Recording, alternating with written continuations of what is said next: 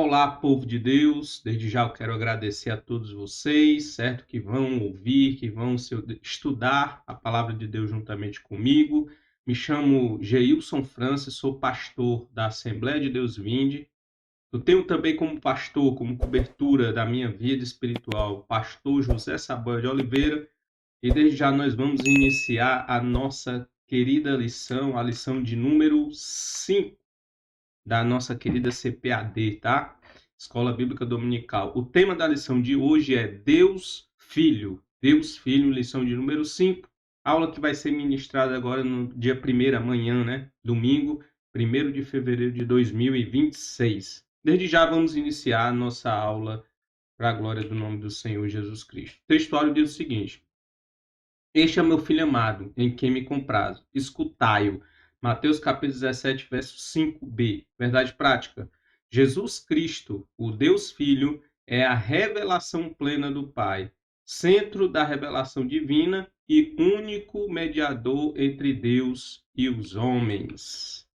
A leitura bíblica em classe se encontra em Lucas, capítulo 1, versículo 31, 32, 34, 35, e a gente vai ler Mateus, né, que é a transfiguração, Mateus capítulo 17, do versículo 1 até o versículo de número 8. Diz assim a palavra do Senhor. Lucas capítulo 1, tá? Eis que em teu ventre conceberás e darás à luz a um filho, e por-lhe-ás o nome de Jesus. Este será grande e será chamado Filho do Altíssimo, e o Senhor Deus lhe dará o trono de Davi, seu pai. E disse Maria ao anjo: Como se fará isto, visto que eu não conheço varão, e visto que eu não tive relações sexuais com ninguém, eu não tive nenhuma intimidade com ninguém, como é que isso vai se dar, então? Versículo 35. E respondendo o anjo, disse-lhe: Descerá sobre ti, olha aí, ó, como é que vai funcionar, como é que vai acontecer? Vai descer sobre ti o Espírito Santo, e a virtude do Altíssimo te cobrirá com a sua sombra, pelo que também o santo que de ti há de nascer será chamado de filho de Deus. Muito bem. Agora vamos para Mateus capítulo 17, diz o seguinte: 6 dias depois, tomou Jesus consigo Pedro, Tiago e João, seu irmão, e os conduziu em particular a um alto monte, e transfigurou-se diante dele, a metamorfose, né? Se transfigurou e o seu rosto resplandeceu como o sol, e as suas vestes se tornaram brancas como a luz. E eis que lhes apareceram Moisés e Elias falando com ele. E Pedro, tomando a palavra, disse: Senhor, é bom estarmos aqui. Se queres, façamos aqui 3 tabernáculos, um para ti, um para Moisés e outro para Elias. E estando ele ainda a falar, eis que uma nuvem luminosa os cobriu. E da nuvem saiu uma voz que dizia: Este é o meu filho amado, em quem me comprazo. Escutai-o. E os discípulos, ouvindo isso, caíram sobre o seu rosto e tiveram grande medo.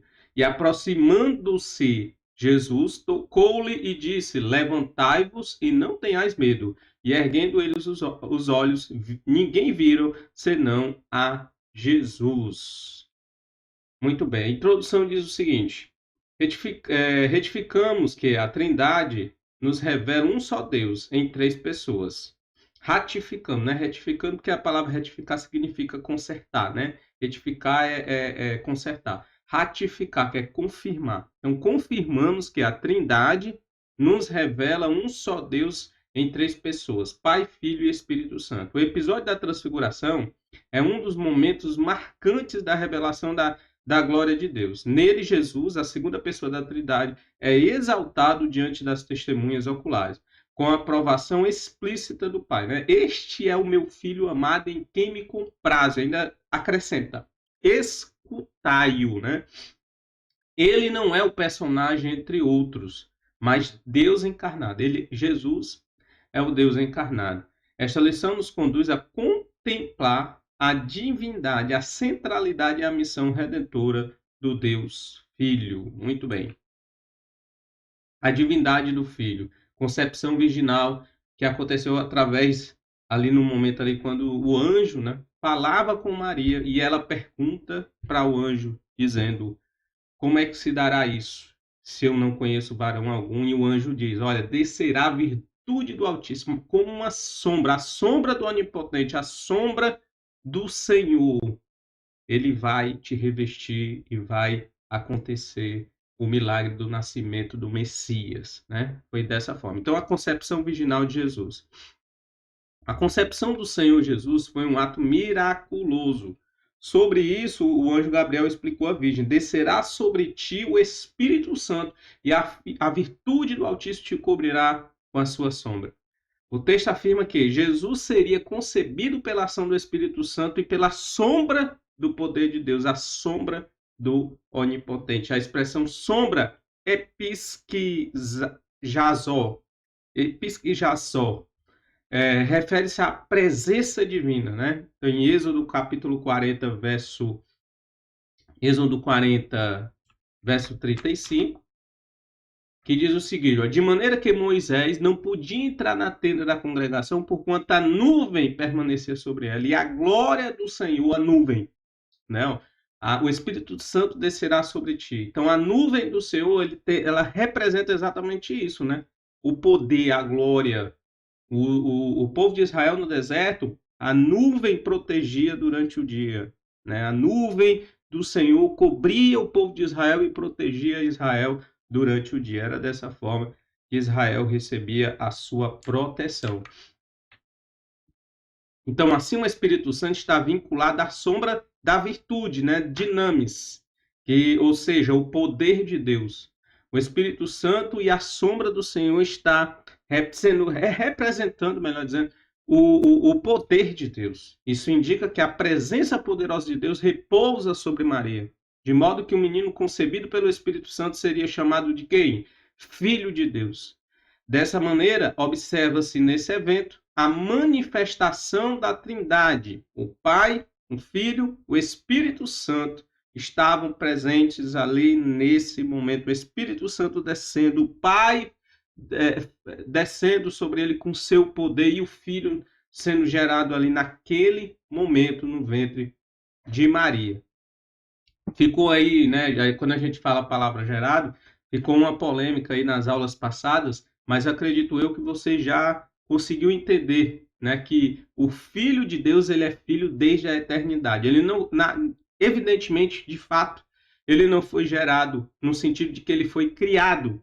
Ele foi gerado porque ele nasceu de Maria, ele teve que encarnar, ele teve que vir ao mundo, ele teve que se tornar homem, humilhou-se a si mesmo. Não sendo, mesmo sendo Deus, não teve por usurpação ser igual a Deus, mas ele mesmo se humilhou e veio em figura humana, né, para poder morrer na cruz do Calvário, para poder trazer a humanidade ao relacionamento com Deus. Ele precisava realmente ser gerado nesse sentido e não que ele estivesse sendo criado agora nesse momento aqui. Não, ele não estava sendo criado, porque ele já estava com o Pai desde a fundação do mundo. Antes da fundação do mundo, a redenção já tinha sido planejada por Deus, pela Trindade, para a glória do nome do Senhor Jesus. Então, o Filho, ele já é filho desde a eternidade. É bem claro, é bem tranquilo, né, entender isso. Então, vamos lá, bola para frente, vamos para o tópico de número 2, a deidade absoluta do Filho. O Senhor Jesus Cristo é desde a eternidade o único Filho de Deus e possui a mesma essência e substância, homozios do Pai, né? A mesma substância do Pai. Nós temos aí João capítulo 10, verso 30, que eu quero aqui mostrar para vocês. João 10, verso 30 e João 14, verso 9, né? O Jesus, ele diz: eu e o Pai somos um. E ele também disse, né? Disse-lhe Jesus: estou há tanto tempo, isso Jesus falando para Filipe lá em João capítulo 14, estou há tanto tempo convosco e você não tem me conhecido, Filipe. Quem me vê a mim, vê o Pai. Foi o que Jesus falou para Filipe, né? Muito bem, retornando agora aqui para o nosso comentário. Antes de nascer em Belém, o Filho já existia eternamente com o Pai. Ele já estava com o Pai, porque ele é eterno, o Filho é eterno, né?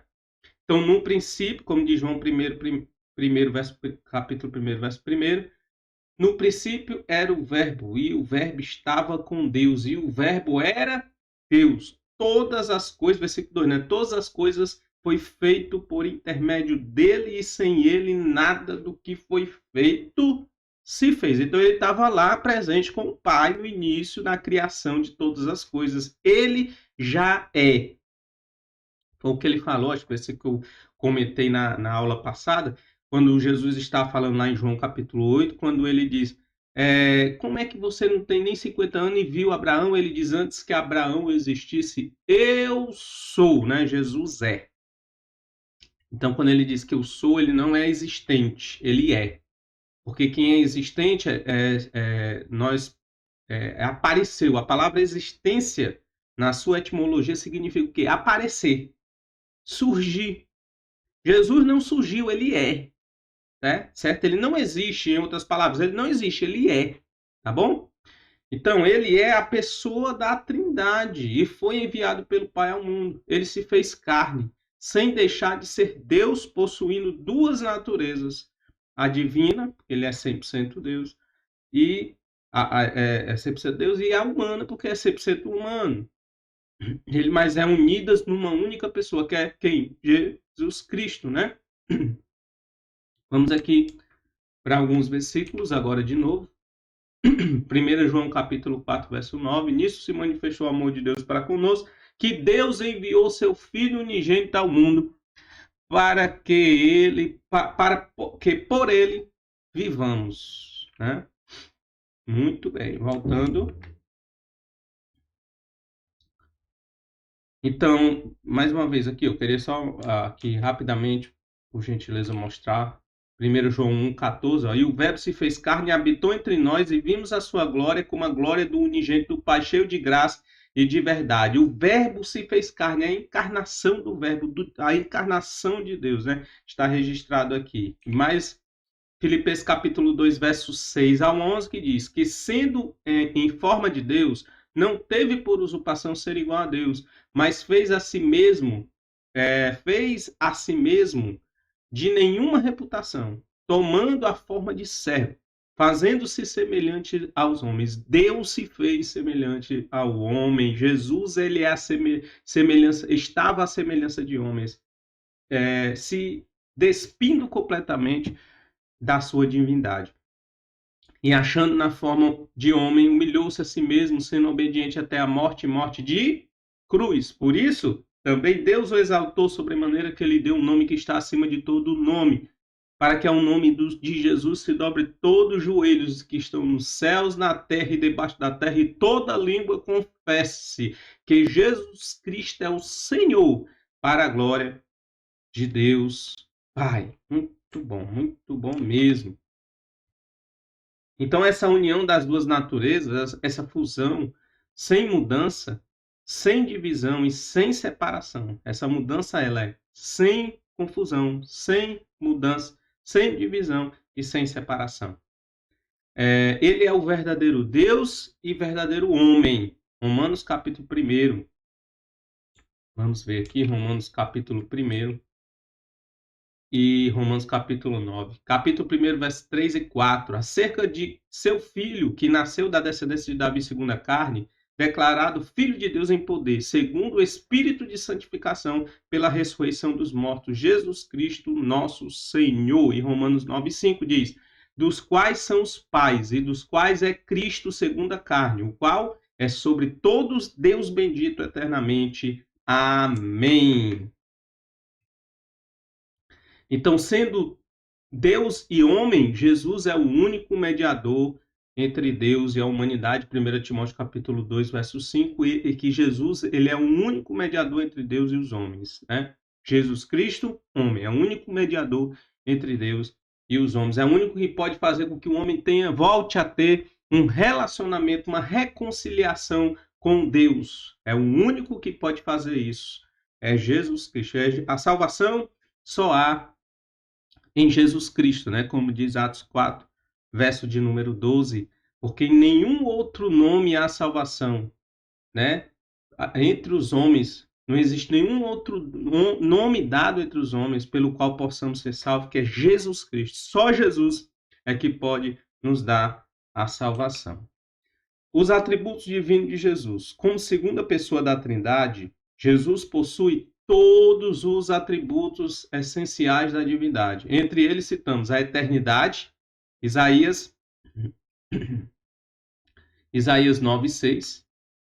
Primeiro, a eternidade. A imutabilidade. Eternidade é que ele é eterno. Imutabilidade é que ele não muda. Cristo sendo Deus, ele não muda em seu ser ou caráter. Hebreus 1:12. Depois a gente retorna aí para ver cada versículo desse aí, tá? Onipresença. Jesus declarou a sua presença universal. Está presente em todos os lugares. Mateus 18:20. Onisciência. Jesus conhece todas as coisas, inclusive o nosso pensamento. Ele é onisciente, conhece todas as coisas. João capítulo 21, verso 17. E ele é onipotente, porque ele é o único que tem todo o poder, nada é impossível para ele, Apocalipse 1:8. Em suma, Jesus Cristo manifesta em si mesmo os atributos que pertencem exclusivamente, os atributos não comunicáveis de Deus aos homens é comunicável a Jesus, né? Então esses atributos pertencem exclusivamente a Deus. Isso demonstra de forma incontestável sua plena divindade. Crer em Jesus como Deus é vital para a fé cristã. Negar que qualquer desses atributos é negar a essência do Evangelho, João 20:31. E aí agora eu vou mostrar para vocês cada um desses versículos, tá? Isaías 9:6. Porque um menino nos nasceu e um filho se nos deu, e o principado está sobre os seus ombros, e se chamará o seu nome maravilhoso, Conselheiro, Deus forte, Pai da eternidade, eterno, Príncipe da paz. Que mais? Nós temos Hebreus 1:12, e como um manto os enrolarás e serás mudados, mas tu és o mesmo e os teus anos não acabarão. Ou seja, Jesus não muda, ele é imutável. E Mateus 18:20, porque onde estiver 2 ou 3 reunidos em meu nome, aí estou presente, estarei no meio deles. Jesus marcando a sua onipresença. E nós temos João 21:17. Disse-lhe a terceira vez: Simão, filho de Jona, amas-me? Simão entristeceu-se por lhe ter dito a terceira vez: amas-me? E disse-lhe: Senhor, tu sabes que eu te amo, tu sabes, a onisciência está presente aqui. Jesus disse: tu sabe, tu percebe o meu coração, tu conhece o meu coração. Não dá para te enganar, tu sabe que eu te amo. Então, a onisciência de Jesus está presente aqui. Eu sou o Alfa e Ômega, princípio e o fim. Aqui também falo de eternidade, tá? Diz o Senhor, que era e que há de vir, o Todo-Poderoso. Ele é onipresente, onipotente, né? Todo-Poderoso. Estes, porém, foram escritos para que creais, ou seja, os evangelhos, ou as palavras que foram escritas em João, foram escritos para que vocês creiam que Jesus é o Cristo, Filho de Deus, e para que crendo tenhais vida. É o único que nós podemos crer, e ao crer, a gente tem vida no nome dele. Então é isso. Muito bem, prosseguindo, caminhando para frente. Vamos agora para a centralidade do Deus Filho. A centralidade do Deus Filho. A gente viu que ele tem os atributos de Deus, nós vimos que ele veio de Maria, teve uma concepção virginal, mas milagrosa, porque o Espírito Santo, o poder de Deus, cobriu Maria para que ele viesse ao mundo. Então, vimos todas essas coisas no primeiro tópico. A gente vai agora para o segundo tópico, a glória sobrenatural de Jesus, a centralidade do Deus Filho. Agora vamos estudar mais precisamente a transfiguração. Pedro, Tiago e João acompanharam Jesus até um alto monte. Mateus 17:1. Neste local, Jesus transfigurou-se diante deles, e o seu rosto resplandeceu como o sol, e as suas vestes se tornaram brancas como a luz.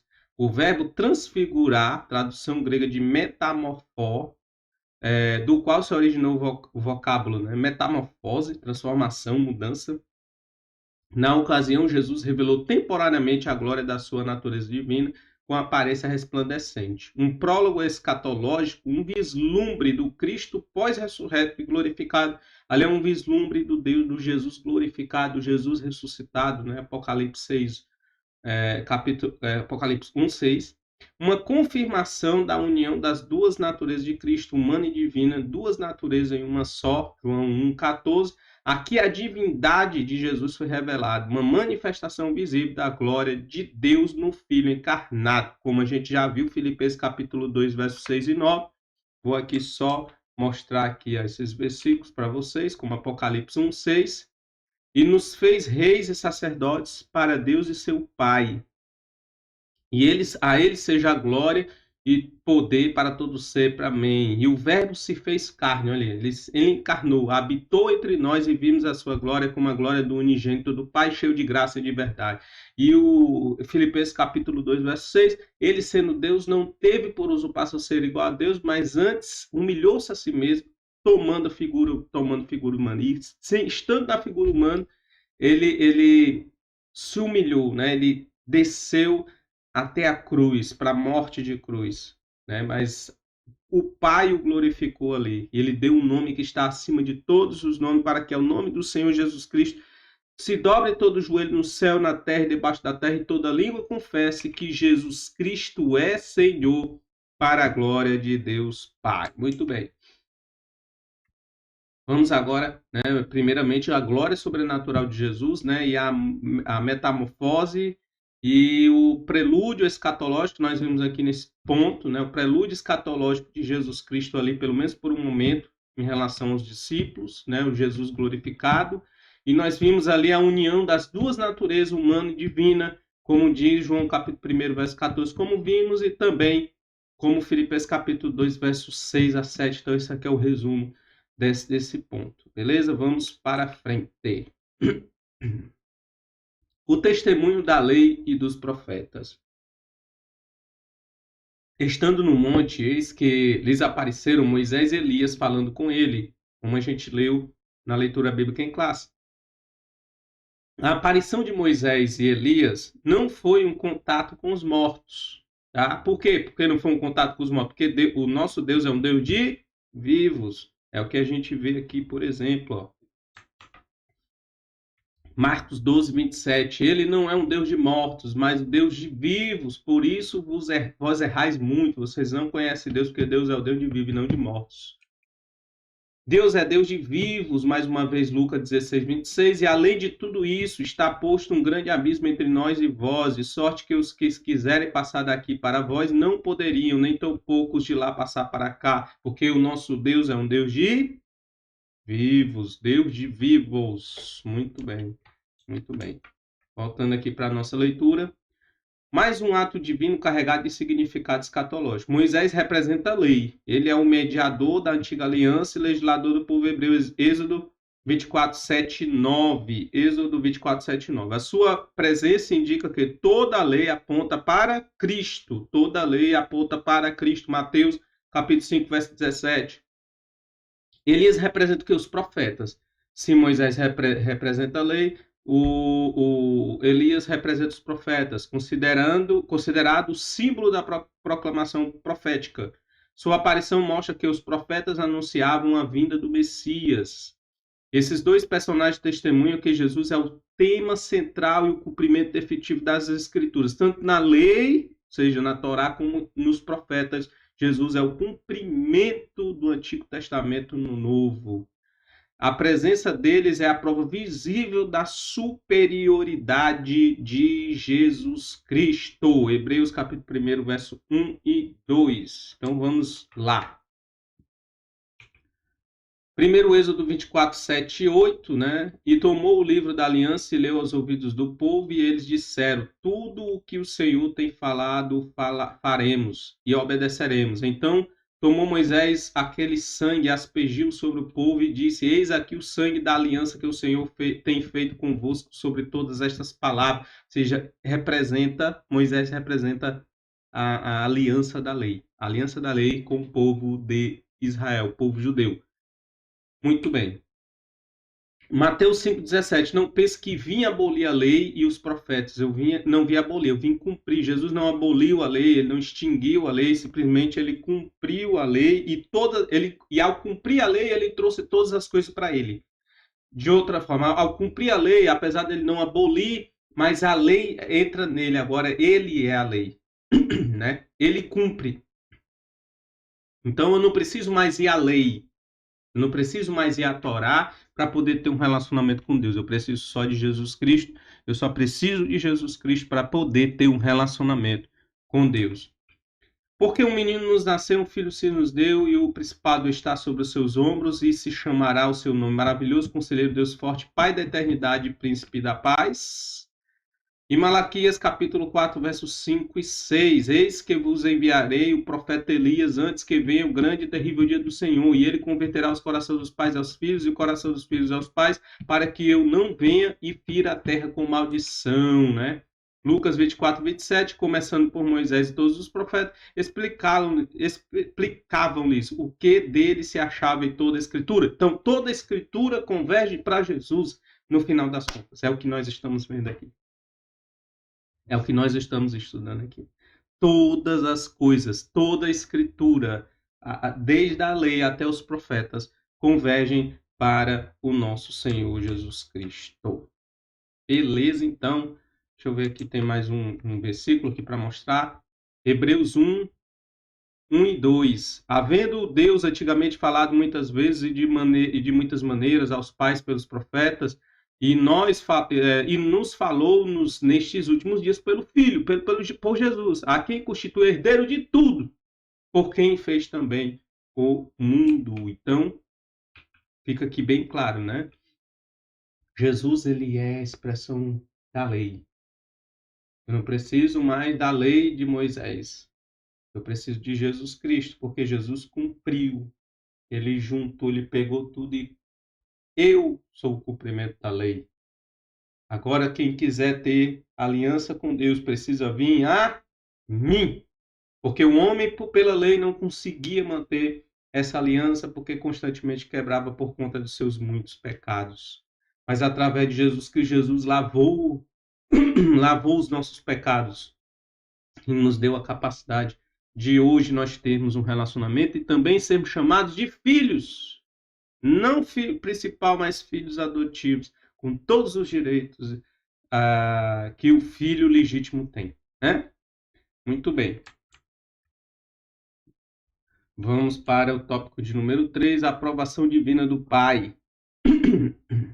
A transfiguração atinge seu clímax com a voz audível do próprio Pai. Eis que uma nuvem luminosa os cobriu, e da nuvem saiu uma voz.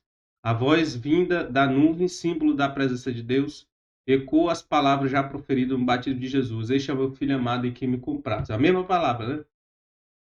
Essa repetição é significativa. O Pai confirma que Jesus é o Filho eterno, não apenas em missão redentora, mas em natureza divina. Não só em missão redentora, mas também em natureza divina. A expressão em que me comprazo, do grego eidoquesa, revela que o Filho é aquele em quem o Pai se deleita. A voz do Pai é uma afirmação da centralidade de Cristo e sustenta a doutrina da Trindade, em que o Filho é Deus, gerado pelo Pai e consubstanciado por ele. Muito bem. Então vamos lá, Êxodo 13, 21. Durante o dia, o Senhor ia adiante deles numa coluna de nuvem para guiá-los no caminho, e de noite numa coluna de fogo para iluminá-los. Assim podiam caminhar de dia e de noite. Isaías 42, 1. Eis aqui o meu servo, a quem sustento, ou sustenho. O meu eleito, em quem me compraz a minha alma. Mais ou menos parecida os textos bíblicos do Novo Testamento, quando a voz dizia, esse é o meu filho amado em quem me comprazo, né? Pus o meu espírito sobre ele trará justiça aos gentios. João 4, 9 e 10. Disse-lhe Jesus, estou há tanto tempo convosco que não me tendes conhecido, Filipe. Quem me vê a mim, vê o Pai. E como dizes tu, mostra-nos o Pai. Não crês tu que eu estou no Pai e que o Pai está em mim? As palavras que eu vos digo, não digo de mim mesmo, mas o Pai que está em mim é quem faz as obras. Eu e o Pai somos um. Né? Vendo, João 6,14, vendo, pois, aqueles homens o milagre que Jesus tinha feito, diziam, este verdadeiramente o profeta que devia vir vir ao mundo. Ele é o profeta. Esse é o meu filho amado em quem me comprava. Escutai. Porque o profeta, as pessoas escutavam o profeta. Por isso que este verdadeiramente era o profeta que há de vir ao mundo, né? As pessoas testemunhavam a respeito de Jesus Cristo. Esse verdadeiramente é o profeta. Muito bem, muito bem, muito bem. Vamos prosseguir para o tópico de número 3, né? Já o último tópico, a missão redentora do Deus Filho. Filho como revelação suprema. A transfiguração é marcada também por uma ordem direta do Pai acerca do Filho, escutai-o. A declaração reflete a profecia de Moisés. O Senhor teu Deus te despertará um profeta no meio de ti e dos teus irmãos, como eu, a ele ouvireis. Deuteronômio 18:15. A Escritura deixa claro que esse profeta prometido é o Cristo. A instrução, escutai, coloca o filho na posição de supremo, né? Supremacia sobre as revelações anteriores. Não é Moisés, a lei, nem Elias, os profetas, que devem ser ouvidos, mas o Cristo deve ser ouvido. Não os profetas, não, mas o Cristo. Esse evento sinaliza a transição entre a antiga e a nova aliança, centrada na pessoa do Filho. Logo, negar Cristo, ignorá-lo e relativizar sua voz, é rejeitar a autoridade de Deus. Irmão, então, como eu falei, ele trouxe sobre si toda a autoridade, né? Toda a autoridade. Atos, capítulo 3, verso 20 e 23, envie ele a Jesus Cristo, que já dantes vos foi pregado, o qual convém que o céu contenha até aos tempos da restauração de tudo, dos quais Deus falou pela boca de todos os seus santos profetas desde o princípio. Porque Moisés disse aos pais, o Senhor vosso Deus levantará de entre vossos irmãos um profeta semelhante a mim, e ele ouvireis e tudo quanto os disser. E acontecerá que toda alma que não escutar esse profeta será exterminada dentre o povo. Olha aí. Escutem Jesus. Nós como igreja, nós temos uma missão, não de salvar. Nós temos a missão de proclamar. Proclamar Jesus, o Salvador, que quem salva é Ele, né? Então, a nossa missão, a missão da igreja é proclamar. E aqueles que escutarem o que nós temos para falar, esses serão salvos. Né? E quem não escutar o profeta será o quê? Exterminado entre o povo. Porque não está querendo escutar o profeta. Né? Muito bem, bola para frente. Lucas 16:16. A lei e os profetas duraram até João. Desde então é anunciado o reino de Deus e todo homem emprega força para entrar nele. João 1:17-18. Porque a lei foi dada por Moisés, a graça e a verdade vieram por Jesus. Deus nunca foi visto por alguém. O Filho unigênito que está no seio do Pai, esse o revelou. O Filho de Deus revelou Deus. Jesus é a revelação perfeita de Deus. É a revelação perfeita. Nem a lei propriamente dita, a lei de Moisés, conseguiu revelar Deus completamente. Por quê? Porque os homens constantemente estavam pecando e transgredindo a lei. A lei servia apenas para mostrar o pecado do povo, mas Jesus veio para nos perdoar e revelar Deus. Esse entendimento para mim é bem claro. Não tenho dúvidas, tá? Colossenses capítulo 2, verso 17. Essas coisas são sombras do que haveria de vir. A realidade, porém, encontra-se em... O Antigo Testamento é sombra, meu Deus. Sombra. Mas Jesus, ele é a realidade. Hebreus capítulo 10, verso 1. Porque tendo a lei a sombra dos bens futuros e não a imagem exata das coisas, nunca, pelos mesmos sacrifícios que continuamente se oferece a cada ano, pode aperfeiçoar os que a ele se chegam.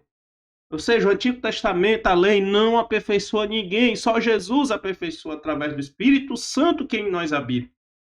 Jesus é a centralidade, Jesus é a divindade, Jesus é o Salvador, é a nova aliança, né? A nova aliança. 1 João 5,12, quem tem o filho tem a vida, quem não tem o filho de Deus não tem a vida, simples assim. Quem tem o filho tem a vida. Então, se não confessa Jesus, não tem Deus, não tem vida. É simples assim, né? Hebreus 1:3, o qual, sendo o resplendor da sua glória e a expressa imagem da sua pessoa, e sustentando todas as coisas pela palavra do seu poder, havendo feito para si mesmo a purificação dos nossos pecados, assentou-se à destra da majestade nas alturas. Muito bem. Vamos aqui. Deixa eu ver só aqui, gente. Foi. Acho que foi tudo aqui. Foi tudo aqui.